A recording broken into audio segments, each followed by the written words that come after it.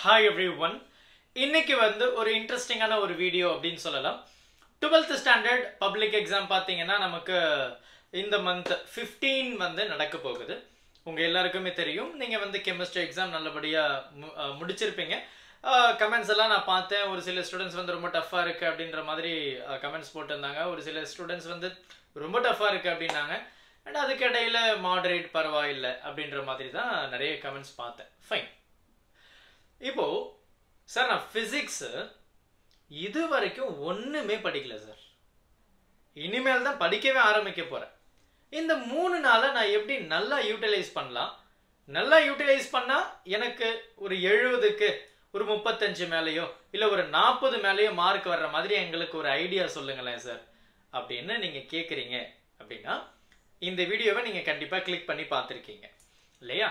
உங்களுக்காக ஒரு சூப்பரான ஒரு விஷயத்த சொல்ல போறேன்.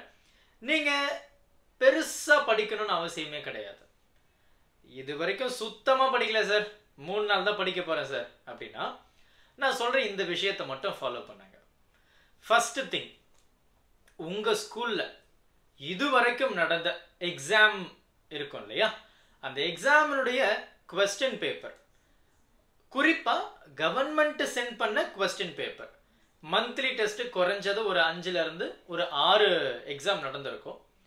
அதுக்கப்புறம் குவார்டர்லி 1, ஹாஃப் இயர்லி 1, ஹாஃப் இயர்லில இருந்து ஃபுல் போர்ஷன் ஆரம்பிச்சிருக்கும். ரிவிஷன் 2 எக்ஸாம் நடந்திருக்கும் இல்லையா? அப்போ குறைஞ்சது ஒரு 7ல இருந்து ஒரு 8 क्वेश्चन பேப்பர் உங்க கையில இப்போ கவர்மெண்ட் கொடுத்தது இருந்திருக்கணும். சார் அதையும் எங்கேயோ தூக்கி போட்டேன், என்ன பண்ணலாம் சார்? எக்ஸாம் முடிச்சுட்டு வந்த அடுத்த செகண்ட் அது எங்கே போச்சுன்னு எனக்கு தெரியாது. அட்லீஸ்ட் இதுவாச்சும் நீங்கள் பண்ணலாம்ல. இந்த ஒரு ஹாஃப் டே எடுத்துக்கோங்க. கிளாஸில் எப்படி பார்த்தாலுமே ஒரு டாப்பர் இருப்பார் இல்லையா? அவங்க கிட்ட நண்பா நான் வந்து இவ்வளோ நாள் படிக்கல, நான் ஒரு 3 நாள் சீரியஸாக படிக்கணும்னு நான் நினைக்கிறேன். இது வரைக்கும் நமக்கு ஸ்கூலில் நடந்த क्वेश्चन பேப்பர்ஸ் மட்டும் எனக்கு கொஞ்சம் கூட அப்படின்னு கேளுங்க. அவர் கண்டிப்பாக எடுத்து தருவார். அப்போ அந்த क्वेश्चन பேப்பர் ஒரு நல்லா ஜெராக்ஸ் போட்டு வச்சுட்டு இந்த 3 நாள் இதை மட்டும் படிங்க. இனிமேல் தான் சார் ஸ்டார்ட் பண்ண போகிறேன் அப்படின்ற கேட்டகரி இதை மட்டும் படிங்க. எல்லா ஆன்சர்ஸையும் படிங்க.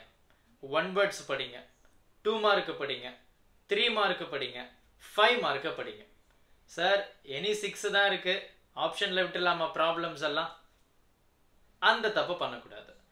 எல்லா ஆன்சரையும் படிக்கணும்.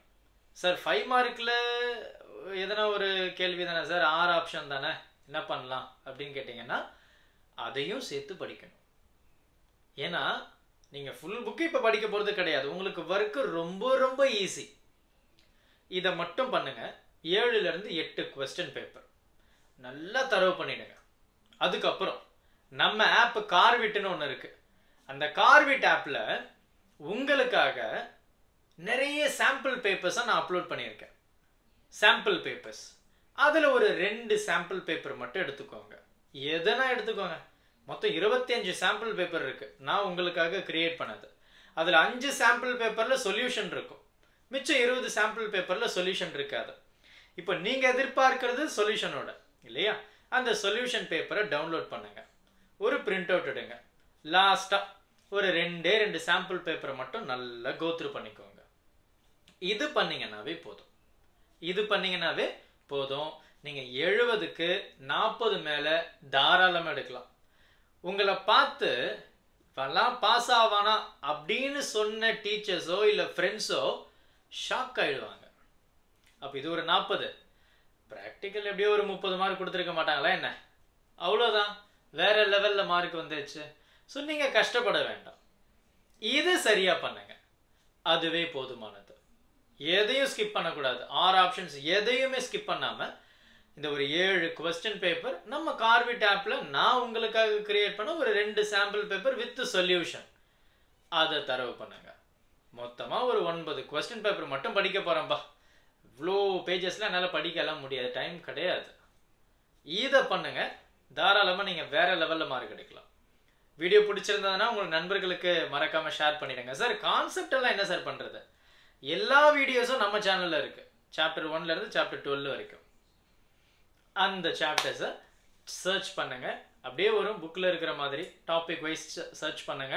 இட் கம்ஸ், படிங்க. All the very best. Thank you. Help this with a smile.